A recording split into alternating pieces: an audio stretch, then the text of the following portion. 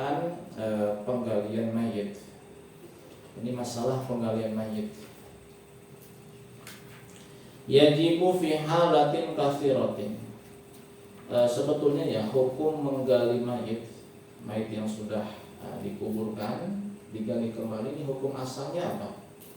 Haram ya. Hukum asalnya haram. Tapi ada beberapa kondisi justru malah wajib digali kembali. Disebutkan di dalam kitab ini jumlahnya ada kurang lebih 9 ya. Ada 9 kondisi di mana mayit yang sudah dikuburkan wajib digali kembali. Padahal kalau kita berbicara hukum asalnya adalah haram, tidak boleh ya. Sebagaimana sudah kita bahas ya dalam kajian sebelumnya tentang masalah-masalah di dalam pemakaman. Yang pertama, lil ghusli idza lam yataghayyar. Digali karena untuk dimandikan dengan syarat idza lam yataghayyar, mayitnya belum berubah ya, belum berubah. Berubah jadi apa? Superman bukan. Berubah maksudnya belum busuk ya begitu ya, belum membengkak, belum busuk, belum hancur begitu. Jika seseorang meninggal dunia kemudian dikubur tanpa dimandikan, seandainya jenazahnya ini belum mengalami perubahan, maka wajib digali kembali. Untuk apa? Untuk dimandikan. Tujuannya apa? Litasihhas sholatu alaihi, supaya sah disolatkannya. Karena syarat daripada mensolatkan jenazah, mayitnya harus sudah dimandikan, atau paling minimal tayamum. Kalau sulit dimandikan, tidak bisa dimandikan karena hal-hal tertentu, minimal tayamum. Jika tidak mandi, tidak tayamum, berarti tidak sah disolatkannya, tidak sah disolatkannya. Maka konsekuensinya ketika ada seorang yang meninggal dunia kemudian dikubur tanpa dimandikan, seandainya jenazahnya belum mengalami perubahan, maka wajib digali kembali untuk dimandikan supaya sah disolatkannya. Kondisi yang kedua, masalah yang kedua, li taujihihi lil kiblati ai idza dupina ghairu mutawajjihi lil kiblati. Digali untuk diarahkan ke kiblat. Jadi kalau seorang meninggal dunia kemudian ternyata tidak diarahkan ke kiblat, ya, lalu ditutup saja dengan tanah, lalu ada yang bertanya kepada seorang kiai misalnya, Pak, bagaimana hukum menguburkan jenazah muslim tanpa diarahkan ke kiblat? Nggak boleh, haram kata kiai. Lalu bagaimana sudah kita kebumikan? Gali kembali, wajib. Untuk apa? Diarahkan ke kiblat. Wajib diarahkan ke kiblat ya. Lain halnya kalau misalnya kita sudah mengarahkannya ke kiblat, kemudian kita tutup dengan tanah, kok tiba-tiba jenazahnya membalik atau tengkurap, itu kan di luar pengetahuan kita ya. Berarti kita sudah mengarahkan, memilihkan jenazah ke kiblat, sudah itu selesai tugas kita. Nah, karena sempat saya sampaikan juga cerita ya, ada seorang pencuri kain kafan. Di zaman dulu itu ya karena yang dicurinya kain kafan, konsekuensinya berarti dia harus menggali kuburan. Tiap ada makam baru dia gali, dia curi kain kafannya. Untuk apa? Dijual ke pasar kainnya ya. Hanya nyuri kain kafannya doang. Loh, kenapa nggak nyuri yang lain? Karena nggak ada yang bisa dicuri. Mobil nggak ada, motor nggak ada zaman dulu mah. Ya, TV nggak ada. Emas juga jarang ya, banyak yang miskin gitu. Akhirnya dia mencuri kain kafan. Kemudian dia bertobat, datanglah ke imam, kalau tidak salah Imam Abu Yazid Al-Bustami atau Imam Abdul Qasim juga masih lupa, salah satu di antara dua ini. Datang kepada Imam Abu Yazid Al-Bustami atau kepada Imam Abdul Qasim juga di Baghdadi. Cuman kayaknya Imam Abu Yazid Al-Bustami. Dia datang dan berkata, Kiai, saya mau tobat. Emang dosa kamu apa? Saya pencuri kain kafan, saya mau tobat. Baik, kalau begitu ya silakan kamu tobat kepada Allah ya. Kamu kembalikan kain kafan itu kepada ahli waris mereka ya. Kalau kamu menyesal ya, tidak akan mengulangi lagi, hentikan perbuatan itu, so Allah terima ya tobat. Nah setelah dia mendapatkan pencerahan dari gurunya, dari sang kiai, kemudian dia bertanya kepada gurunya, Syekh, dari sekian banyak jenazah yang aku curi kain kafannya, kurang lebih sekitar 1000 jenazah sudah aku curi kain kafannya. Hanya satu dari mereka yang jenazahnya menghadap kiblat, sedangkan yang lainnya membelakangi kiblat, tidak mengarah kepada kiblat. Bukankah mereka dimakamkan dengan diarahkan ke kiblat? Kenapa ketika aku gali di malam harinya ternyata jenazah tidak menghadap kiblat, ada yang membelakangi, ada yang tengkurap? Imam Abu Yazid kemudian munajat kepada Allah, ya, meminta petunjuk kepada Allah. Hasil istikharahnya, dia panggil muridnya dan dia katakan, wahai muridku, tahukah kamu kenapa begitu banyak orang yang jenazahnya tidak menghadap kiblat padahal sudah diarahkan ke kiblat? Kata sang murid, aku tidak tahu. Kata gurunya, mereka yang jenazahnya, yang tubuhnya tidak menghadap kiblat orang yang ketika di dunia, selalu mengkhawatirkan masalah rezeki, meragukan masalah rezeki, ragu kepada jaminan Allah Subhanahu wa taala. Allah sudah menjamin tentang rezeki, dia tetap ragu dalam urusan rezeki. Jadi bukan hal yang ini ya, Masya Allah ya, bukan gara-gara berbuat kemusyrikan atau berzina, enggak, gara-gara meragukan rezeki, ya, khawatir tentang rezeki. Kalau saya nggak kerja, saya makan apa? Ya, ini kalau pabriknya bangkrut, saya keluar nanti saya makan apa, kerja di mana? Khawatir cuma urusan rezeki. Padahal itu sudah dijamin oleh Allah Subhanahu wa taala. Wa ma min dabbatin fil ardi illa 'ala Allahi rizquha. Ya, sudah dijamin sama Allah Subhanahu wa taala, ya kita hanya diharuskan untuk berusaha, ikhtiar dan berdoa, serahkan rezeki kepada Allah Subhanahu wa taala. Nah, kemudian yang ketiga, lil mali idza dufina ma'ah, digali karena ada harta yang dikubur bersama dengan mayit. Wa in qalla, meskipun sedikit harta itu, emas, uang atau apa saja. Wa illam yutalib bihi sahibuh, meskipun si pemilik harta tidak menuntut hartanya. Ya, payung basu tetap digali illa idza syama, kecuali jika si pemilik harta merelakan. Misalnya ada seseorang yang ikut memakamkan jenazah, ya, kemudian dompetnya jatuh tuh di dalam kubur, ya.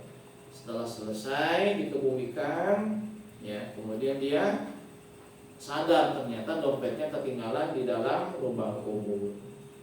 Itu bagaimana hukumnya? Seandainya si pemilik dompet ini tidak merelakan, meskipun dia tidak menuntut, meskipun tidak menuntut, tetap kuburnya digali, kemudian diambil.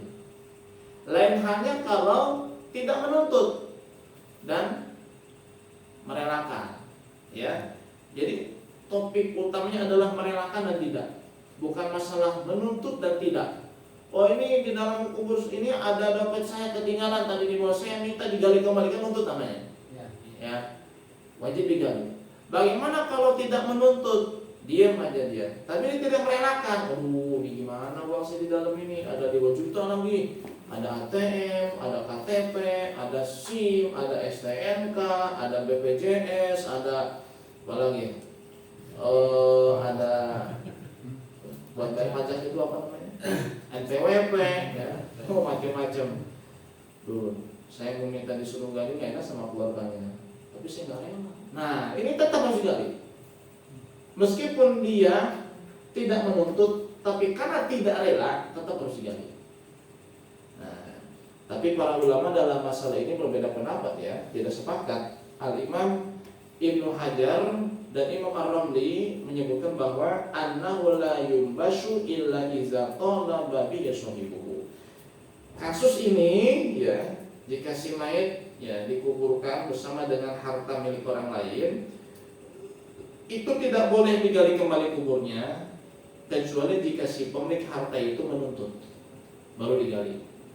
Kalau tadi kan yang kita sampaikan di awal, meskipun tidak menuntut, kalau dia tidak rela tetap digali. Nah kalau ini enggak, pendapat yang dua imam ini, tidak boleh digali kecuali kalau menuntut. Kalau tidak menuntut, tidak boleh digali meskipun dia nggak rela. Dia nggak rela tapi nggak nuntut, nggak usah digali. Nah itu kata Imam Ar-Ramli dan Ibnu Hajar. Ya termasuk ya misalnya si mayit dikuburkan dengan membawa gigi emas. Itu gigi emas kan harganya lumayan itu. Berapa gram? Ya bisa 10 gram lebih gigi emas. Itu milik siapa sekarang gigi emas? Ahli waris. Ahli waris. Seandainya mayat termasuk dilepaskan ya, dilepaskan harusnya. Ini enggak dikubur dalam keadaan gigi emas masih nempel di mulutnya. Entah mungkin yang memandikan tidak tahu, keluarganya nggak ngomong begitu. Sudah selesai dikuburkan, boleh kasih tahu, oh di gigi itu ada emas. Ini bagaimana hukumnya? Masalah yang tadi berlaku. Emas itu sekarang milik siapa? Ahli waris. Ini ahli waris merelakan nggak? Merelakan. Berarti jangan digali. Kalau ahli waris tidak merelakan, digali jangan. Ulama terbagi dua. Ulama yang pertama mengatakan meskipun tidak menuntut, kalau tidak merelakan tetap digali. Ulama yang kedua mengatakan, Imam Romli dan Imam Ibnu Hajar mengatakan bahwa kalau tidak nuntut jangan meskipun tidak rela. Silakan nanti ambil pendapat yang mana terserah ya. Begitu. Kemudian masalah yang keempat, idza batala amalan, apabila mayit menelan harta, menelan cincin emas atau menelan cincin zamrud akik yang harganya 10 juta, ya. Ada kan yang ya, kayak rubi, sapir itu kan mahal-mahal ya. Kalau yang rubi di atas 100.000, di bawah 100.000 turun plastik itu, imitasi masalah. Rubi, sapir, zamrud mahal itu ya. Bukan lagi harganya satuan tapi kerat ya. Kerat. Seandainya nih mayit menelan harta ya. Maka yumbashu in kana li ghairihi wa talabahu sahibuhu. Jika yang ditelan itu harta milik orang lain dan si pemiliknya menuntut, maka wajib digali kembali, kemudian dibelah perutnya, diambil, diberikan kepada sang pemilik harta. Ya. Seandainya ada kejadian begitu ya, ya namanya hidup di dunia ya, yang kita kira masa iya sih, tapi ada aja kadang itu kejadian-kejadian begitu. Masalah yang kelima, lil mar'ati izadu fina ma'a janinuha wa amkanat hayatuhu wa dzalika biqauli ahli khibrati. Apabila seorang perempuan meninggal kemudian dikubur bersama dengan janinnya, berarti perempuan lagi hamil ya, lagi hamil meninggal dunia dikubur sama dengan janinnya. Jika ada kemungkinan hidup janin yang di dalam perut perempuan ini, maka harus digali kembali, kemudian disobek perutnya, dikeluarkan janinnya. Kalau ada kemungkinan hidup, ya berdasarkan pendapat dan saran daripada orang yang berpengalaman, seperti para dokter misalnya. Ada kejadian perempuan hamil 8 bulan, kemudian meninggal dunia. Oleh keluarganya langsung diurus, ya jenazahnya dimandikan, kafan, sholat, kuburkan. 3 jam kemudian, meninggal jam 7 misalnya, kemudian jam 10 selesai, ya dimandikan, disolatkan, dikuburkan. Kemudian jam 12 misalnya atau jam 1 siang ada yang bertaziah ke situ dan bertanya, itu kira-kira sudah diperiksa dokter belum janinnya? Belum. Kenapa langsung dikuburkan saja? Nggak nanya sama dokter dulu. Bisa jadi ini janin hidup, masih hidup, bisa jadi. Ditanya sama dokter misalnya, Pak, apakah ada kemungkinan janin masih hidup? Kata dokter, berapa usia kandungannya? Sekitar sekian bulan. Oh, ada kemungkinan. Kalau belum 7 jam itu bisa, misalnya begitu ya. Ada kemungkinan hidup. Maka harus digali kembali, kemudian dicek. Kalau betul masih hidup, belah perutnya, keluarkan janinnya. Gitu ya. Jadi harus ada saran dan masukan dari orang yang berpengalaman. Tentu dalam hal ini adalah seorang dokter ya, yang berpengalaman tentang masalah itu. Fa in kana la yurja hayatuhu ukhira damuha ila mautih wa ila syuqqa jawbuha wa ukhrija. Itu tadi masalah kalau sudah dikuburkan ya. Jadi kalau sudah perempuan hamil meninggal dunia kemudian dikubur ya. Lalu setelah dikubur ada yang mengatakan bahwa ini janinnya kemungkinan masih hidup, ya kemungkinannya besar 80% misalnya. Maka kuburannya harus digali, kemudian disesar, keluarkan janin dari perut si mayit ini. Nah ini kalau bagaimana belum dikubur, perempuan hamil meninggal dunia, seandainya janin ini tidak ada kemungkinan hidup, ya paling sekitar setengah jam lagi meninggal dunia, maka jangan dulu dikuburkan, tunggu sampai janin ini benar-benar meninggal.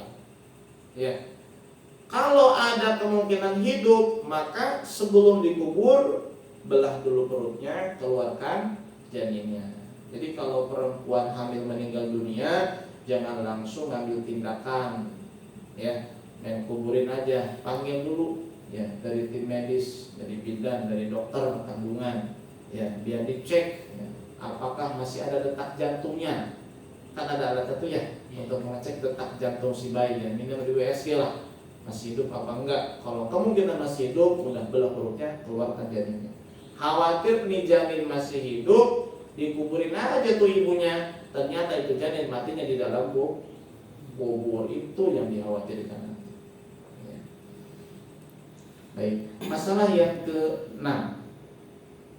Idza dufina fi ardin magsubatin, jika seseorang dikuburkan di tanah magsubah, tanah milik orang lain, ya. Tanpa izin yang punya tanah atau tanpa ridho yang punya tanah. Ada seorang meninggal dunia, kemudian dikubur di samping rumahnya. Ternyata samping rumahnya itu adalah tanah milik orang lain. Ketika dikubur di situ tanpa izin yang punya tanah, tanpa ridho yang punya tanah. Setelah sang pemilik tanah tahu bahwa di tanah yang dia miliki ada orang dikubur di situ, maka yumbasyu in talabah sahibuha, jika memang sang pemilik tanah menuntut, maka harus digali kembali kuburannya untuk dipindahkan. Ya, sebab dikuburkan di tanah yang magsubah, tanah yang dapat gosok, ya. Gosok itu adalah make punya orang tanpa izin dan tanpa ridho yang punya, begitu. Dikuburkan di tanah seseorang tanpa izin yang punya tanah, tanpa ridho yang punya tanah. Ketika yang punya tanahnya menuntut, maka harus digali, dipindahkan jenazahnya ke tempat yang lain.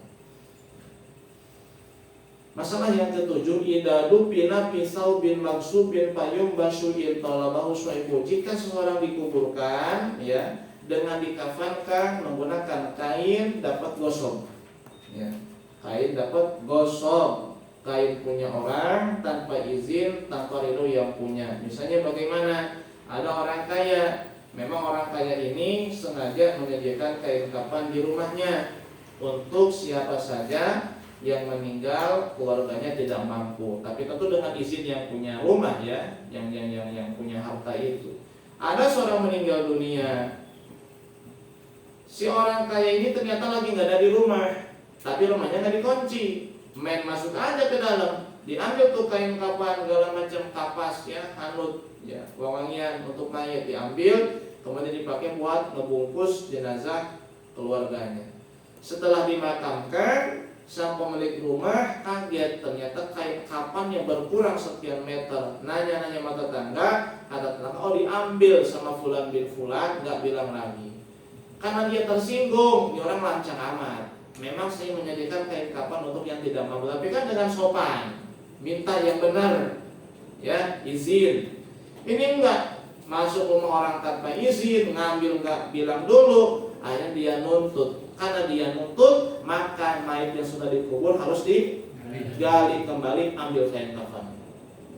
Pasti kalau itu ada, ramai kejadian itu, ramai pasti, ya, masuk berita kayaknya.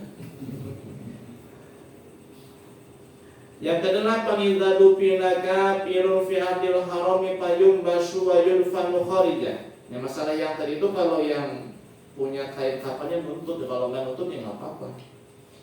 Masalah yang kedelapan, apabila seorang kafir dikuburkan di tanah haram di Mekah, ya, maka wajib digali kembali kemudian dikubur di luar Mekah. Masalah yang kesembilan, idaki panapsu, jika seorang mayit jenazah dikuburkan di daerah atau suatu tempat yang dikhawatirkan kuburnya digali sama siapa? Sama pencuri atau sama binatang buas, maka kuburnya tetap wajib digali kemudian dipindahkan ke tanah yang aman.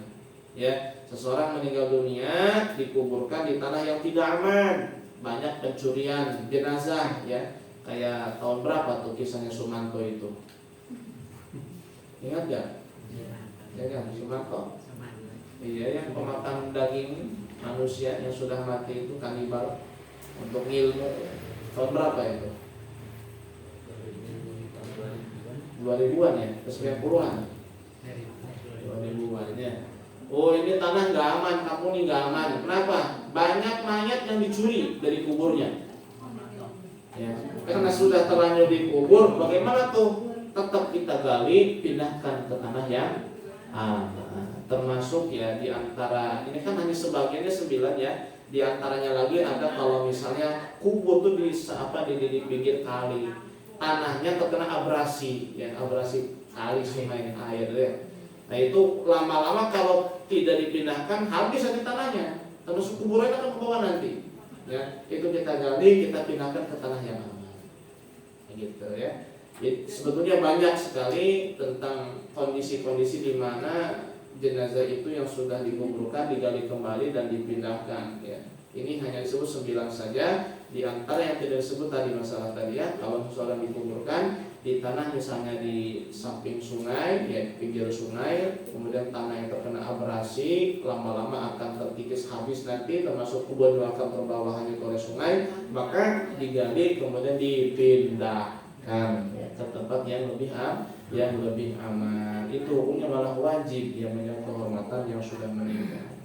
Nah, baik, kita lanjut ya tentang masalah takziah. Ahkamu takziah, hukum-hukum takziah. Takziah memiliki 2 definisi, secara bahasa dan secara syara'. Takziah secara bahasa artinya adalah tasobur, ya, tasobur artinya berusaha sabar. Wa tasliyati, dan menghibur. Itu secara bahasa. Adapun secara syara', takziah adalah al-amru bis-sabri wal hamlu alaihi. Memerintah dan mendorong berbuat kesabaran. Biwa'dil ajri, dengan janjian pahala, dengan janji pahala dari Allah. Wa tahdiru, dan mencegah minal jaz'i, dari mengeluh. Wa du'a lil mayyiti bil maghfir, dan mendoakan ampun untuk mayit. Wa lil musabi bi jarri musibati, dan mendoakan untuk yang kena musibah agar musibahnya diganti dengan yang lebih oleh Allah Subhanahu wa taala. Itulah takziah. Jadi isi takziah itu ya berarti 4 ya. 3 ya. Pertama adalah menyuruh dan mendorong orang yang terkena musibah supaya sabar. Sampaikan janji Allah Subhanahu wa taala berupa pahala bagi orang yang bersabar. Yang kedua adalah mencegah orang yang terkena musibah dari mengeluh. Yang ketiga mendoakan. Ini mendoakan 2, mendoakan mayit supaya mendapat ampunan, dan mendoakan orang yang terkena musibah supaya diganti dengan yang lebih baik oleh Allah Subhanahu wa taala. Itu takziah. Jadi takziah bukan hanya cuma duduk di rumah orang makan, ngopi, merokok, terus pulang lagi. Bukan begitu takziah. Samperin yang kena musibahnya. Minimal kita bilang, yang sabar ya, jangan mengeluh.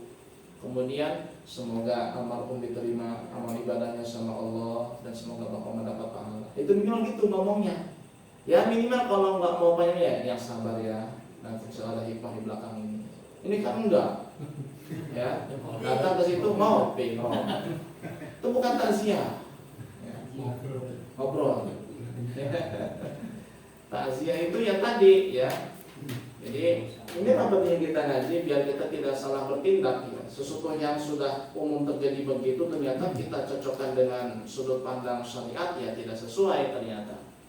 Jadi isi takziah itu 3 berarti ya, menyuruh dan mendorong agar sabar ya dengan menyampaikan janji berupa pahala dari Allah, kemudian mencegah daripada mengeluh ya, kemudian mendoakan si mayit biar mendapat ampunan, dan mendoakan yang terkena musibah biar diganti oleh Allah dengan yang lebih baik daripada musibah itu ya. Maka nanti ada doanya. Jadi kalau kita misalnya bingung ngomongnya panjang, nanti hafalkan aja doanya, ada tuh di belakangnya. A'zamallahu ajraka wa ahsana azaaka wa ghafara limayyitika. Ini doa takziah. Hafalin ya. A'zamallahu ajraka, semoga Allah yang mengagungkan pahalamu. Wa ahsana azaaka, dan semoga Allah membaguskan cobaanmu. Wa ghafara limayyitika, dan semoga Allah mengampuni mayitmu. Itu sudah cukup doa. Jadi dia dapat pahala membaca doa dan dapat pahala bertakziah. A'zamallahu ajraka wa ahsana azaaka wa ghafara limayyitika. Itu doa takziah. Hukum takziah adalah sunnah. Kepada siapa kita bertakziah? Takziatu aqaribil mayyit, kepada keluarga mayit. Jadi yang kita takziahi adalah keluarga mayit. Kecuali syabatal ajnabiyata, perempuan muda yang tidak mahram dengan kita, itu jangan kita takziahi. Misalnya ada seorang meninggal dunia, dia punya anak, dia punya istri, dia punya keluarga.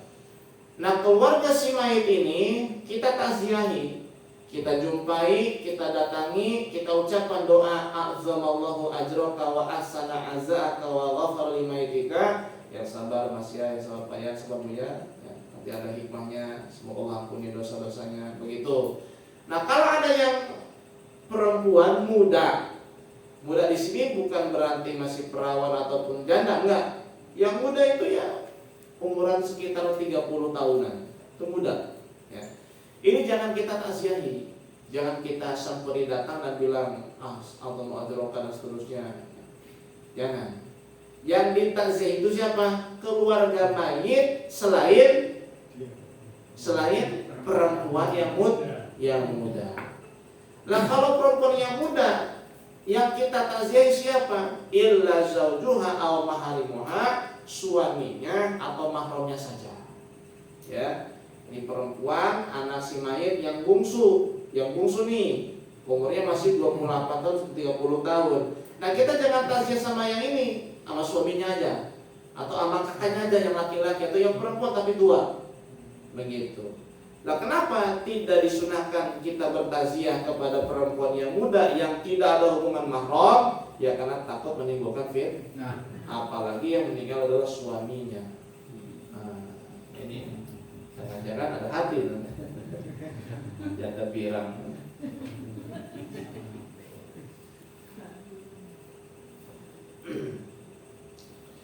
Keutamaan bertakziah.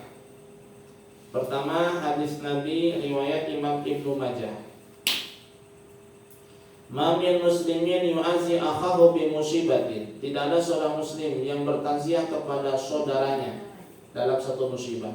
Illa kasahu Allahu min hulalil karamati yaumil qiyamah. Melainkan Allah akan berikan ia perhiasan-perhiasan kemuliaan pada hari kiamat. Hadis yang kedua riwayat Imam Tirmidzi. Man azza musaban falahu mithlu ajrihi.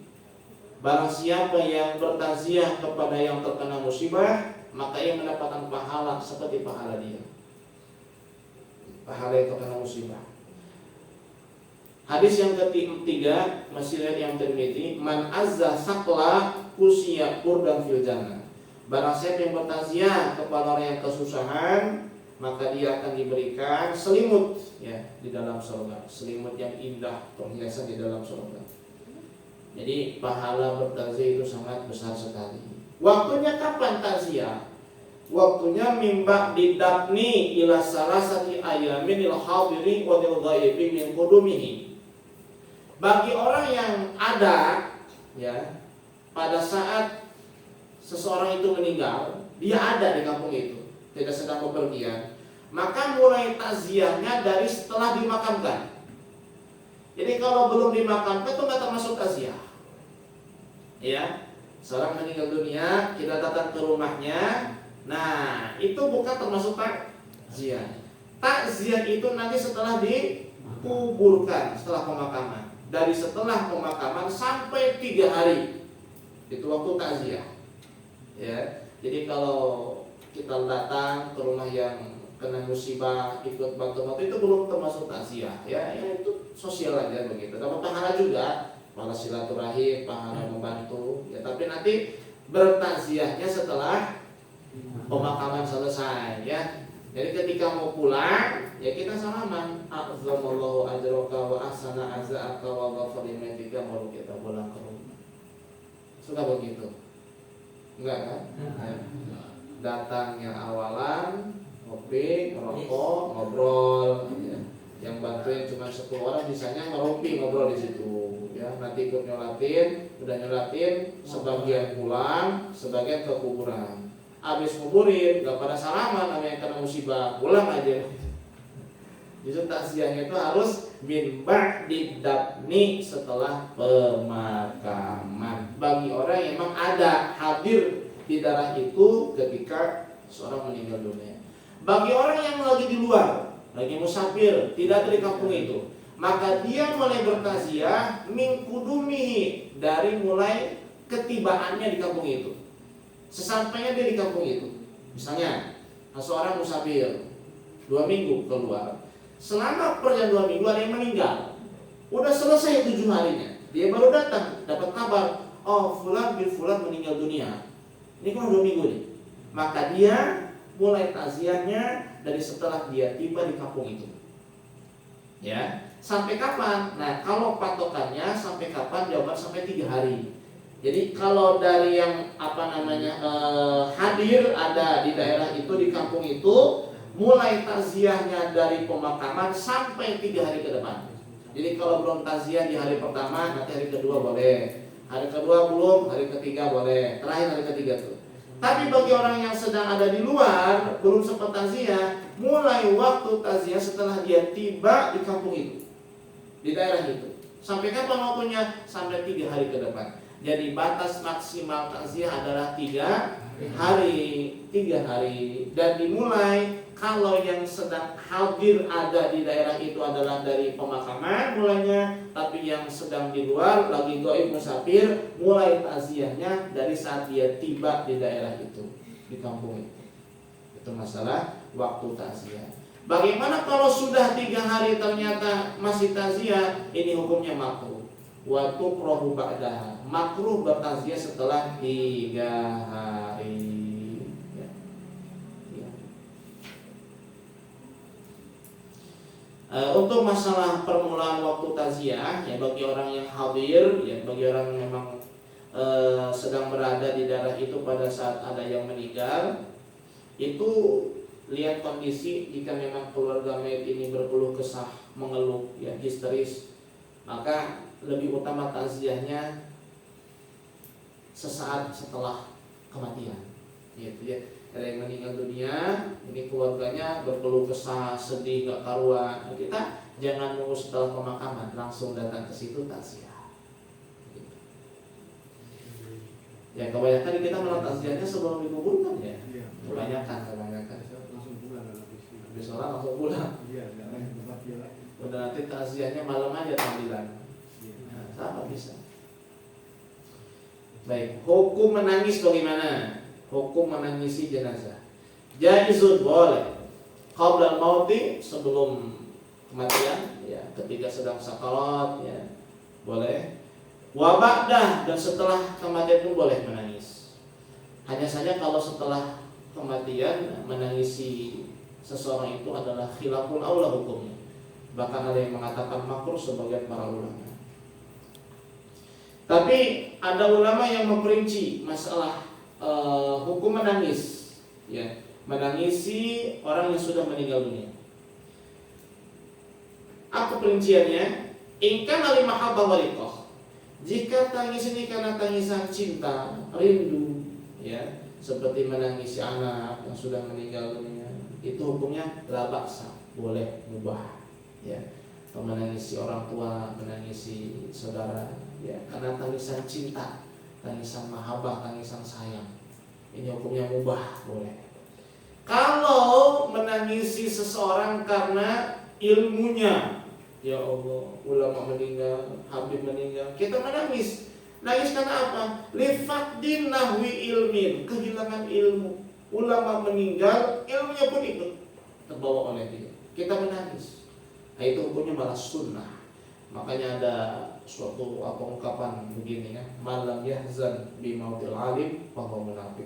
Siapa yang tidak bersedih atas kematian seorang ulama, dia adalah orang yang munafik. Jadi kalau orang meninggal, kita harus sedih, ya. Kalau bisa yang menangis, itu punya malah sunnah. In kana li faqdi birrihi wa qiyamihi bi khidmati famakruh, jika menangisi seseorang yang sudah meninggal karena kebaikannya, perhatiannya, itu hukumnya makruh. Hukumnya makruh.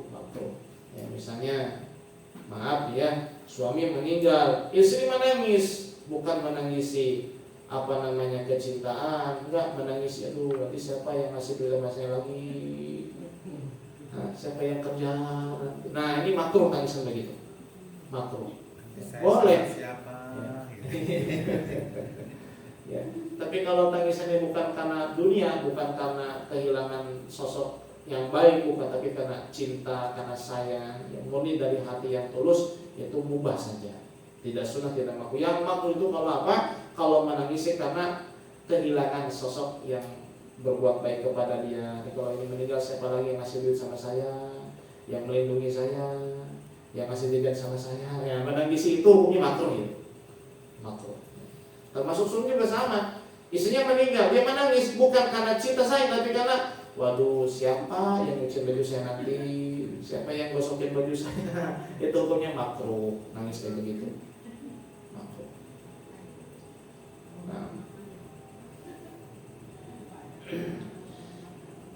Kemudian ada juga masalah nadab, naum, dan jaza. Ini nanti kita ambil kajian berikutnya saja, meskipun tinggal sedikit ini, tapi karena waktu sudah agak malam, kita cukup sampai di sini saja. Sebelum saya tutup, mungkin ada yang bertanya?